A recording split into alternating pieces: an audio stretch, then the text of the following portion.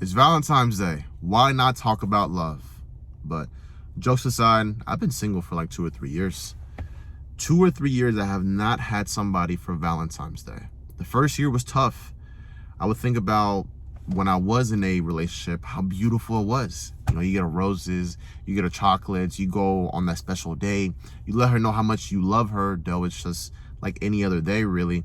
But supposedly we're supposed to make them feel more like lovey-dovey and whatever. But BS aside, that first year without somebody was tough, bro. It really was tough. I saw everybody else. You know, when you get sad, you want to dig yourself in a hole. You want to go deeper in that hole. And so you go and watch social media. You go on YouTube and you see all these couples. You see just outside how many people are with their partners, and like you see the other grocery stores, they got chocolates for sales and flowers for sale, and everybody's just smiling because they know after work they got to go back to their home, and gosh, my boyfriend is home, my girlfriend, wife, etc. And you're over there single and nobody's watching you, nobody knows what you got going on. You feel like just a ghost, bro. And it's tough. And that first year, like I said, it was like really tough. But it made me think to myself, why am I feeling this way? Why do I feel like I'm missing something? It's just a partner.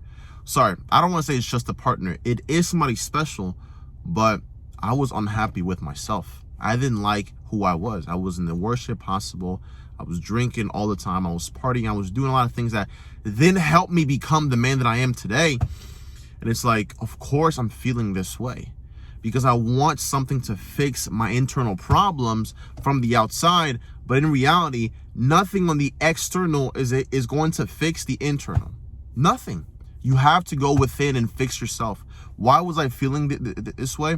There was these internal thoughts that I had about myself. There was these limiting beliefs that I had about myself.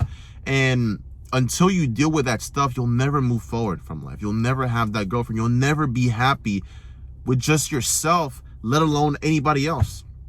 What you need to understand is you're always running away from something and chasing something.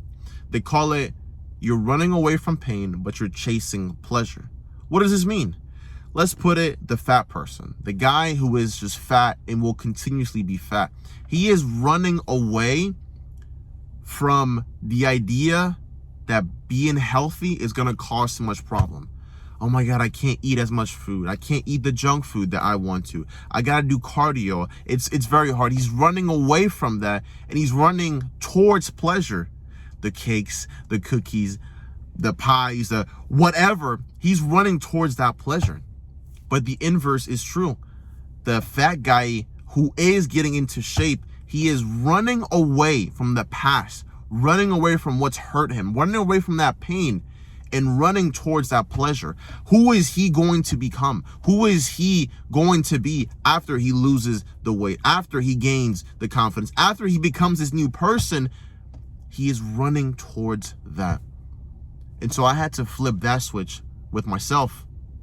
And it was so powerful for me, because I understood I can always let my past rule me, or I can let it fuel me. I can run away from that.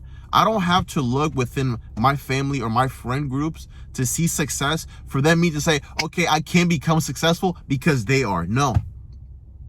Quite frankly, there's really nobody in my family that I want to be like them. Nobody. I respect them, love them to death, almost, for some of them. Just kidding, all of them.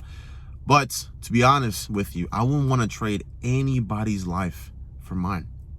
And it's tough to say, man, I want to be different. I want to do things differently. I know that, most of our family is X, but I want to be Y. I want to be that black sheep.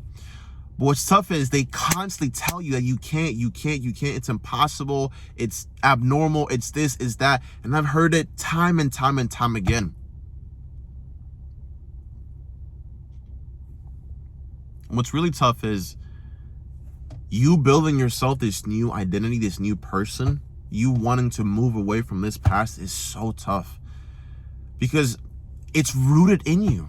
They taught you things. They taught you how to speak, how to move, how to act, manners. And you have to say on some of those things that you do not want to align with, you have to say, I'm sorry, but I have to do something else. And the hardest thing a man can do is go against the grain. Not only are your friends and family wanting you to be this, but the world wants you to be like that. They ridicule you. Why are you different? Why are you different? Why do you want to do things differently? Why don't you just stick to our system, bro? The average person is fat. Just be fat.